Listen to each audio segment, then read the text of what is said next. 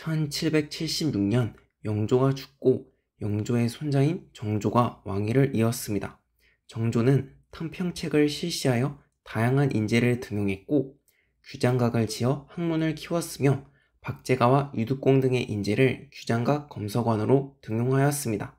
그는 시전 상인의 상업 독점권인 금난정권을 폐지하고 수원 화성을 건축하는 등 다양한 업적을 남겼습니다. 그 외에 법전인 대전 통편을 편찬하고 장용령을 설치하여 왕권을 강화하기도 했습니다. 그러나 정조의 정치에는 한계도 존재했습니다. 그는 다양한 업적을 남겼지만 정조 시기 조선의 발전은 정치 체계의 발전에서 비롯된 것이 아닌 정조 그 자신의 특출난 능력에 상당히 기대서 도출된 결과였습니다. 정조는 장용령을 설치하여 국왕의 친위 병력을 강화하고 규장각을 통해 국왕을 보조하는 신하들을 키웠지만 이렇게 강력해진 왕권은 새로운 위험성을 낳았습니다.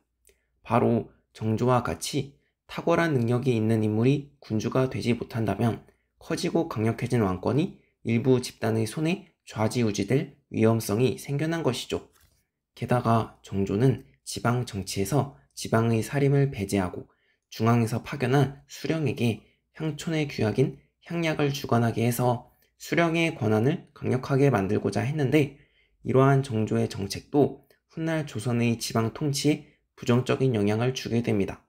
1800년에 정조가 죽은 후 순조가 즉위했습니다.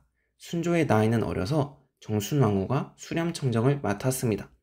정순왕후가 수렴청정을 마친 이후 순조의 장인인 김조순을 중심으로 한 안동 김씨 세력이 정권을 잡았습니다. 이후 헌종과 철종 시기까지 조선 정치는 소수의 외척 가문이 주도하게 되는데 이러한 정치를 바로 세도 정치라고 합니다. 안동 김씨 등의 세도 가문은 외란과 호란 이후 비대해진 기구인 비변사를 장악하고 권력을 키웠습니다. 이렇게 소수의 가문이 권력을 완전히 휘두르자 좋은 관직을 얻기 위한 매거한 매직이 줄을 이었고 과거 시험마저 부정행위로 가득 차게 되었습니다. 이렇게 중앙정치 자체가 문란해지자 중앙정계의 지방에 대한 통제도 해이해졌습니다. 중앙의 단속이 사실상 사라지자 수령들은 백성을 착취하여 부를 축적하고 관직을 판매하는 매거한 매직을 망설이지 않았습니다.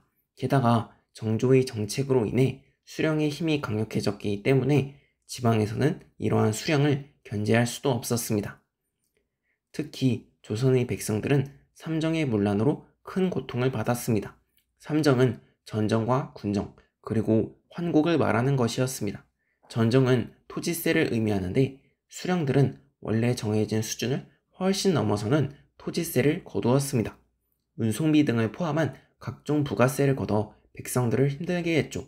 군정은 군포를 의미하는데 군포는 군역 대신 납부하는 것이었습니다. 수령들은 어린아이나 이미 죽어버린 사람에게도 군포를 거두었습니다. 이러한 가혹한 군포 부과를 견디지 못하고 도망간 사람이 있을 경우에는 도망자의 몫을 그 사람의 친척이나 이웃 사람에게 거두기도 했습니다. 마지막은 환곡인데 아이러니하게도 환곡은 원래 백성들의 고통을 덜어주기 위한 구호제도였습니다. 곡식이 부족할 때 관청에서 곡식을 빌려주고 나중에 일정한 이자를 붙여 갚게 하는 제도였죠.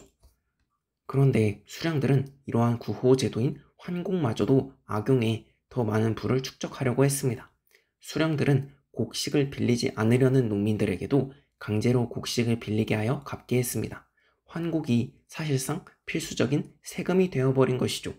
최악의 경우에는 장부에만 곡식을 대여했다고 써놓고 이자를 갚으라고 압박하는 경우도 있었습니다. 이러한 삼정의 문란으로 백성들은 참혹한 고통에 빠졌습니다.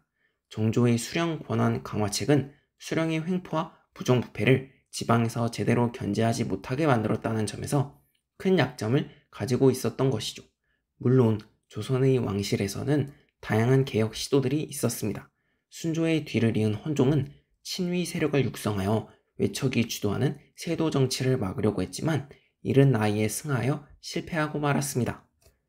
헌종이 승하하자 즉위한 철종은 개혁의 필요성을 여러 번 강조했지만 조정을 장악하지 못했기에 효과를 거두지 못했습니다.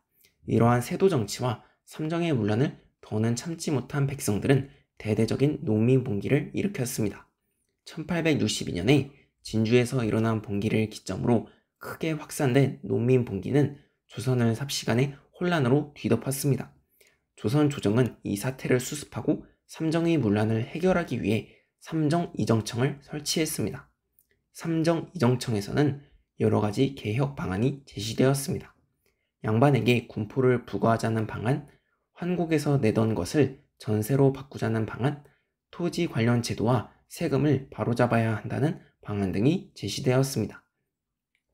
그러나 시간이 흐르면서 농민봉기가 점점 잠잠해지자 그나마 제기된 개혁안도 전혀 실행되지 못했고 삼정이정청은 사라지고 말았습니다. 삼정이정청의 개혁이 완전한 실패로 돌아가면서 삼정의 문란은 하나도 개선되지 못했죠. 백성들은 살기가 점점 힘들어지자 만인의 평등을 주장하는 서양의 천주교를 믿었습니다. 그러나 조선 정부는 천주교를 성리학 지배 질서에 대한 심각한 위협으로 간주하고 천주교를 박해했습니다. 사회의 혼란을 바탕으로 최재우라는 인물이 인간 평등을 주장하는 동학을 창시하기도 했지만 조선 조정은 동학도 탄압했습니다. 설상가상으로 이양선으로 불리는 서양 선박이 점점 빈번하게 출몰하면서 조선에는 불안의 기운이 감돌았습니다.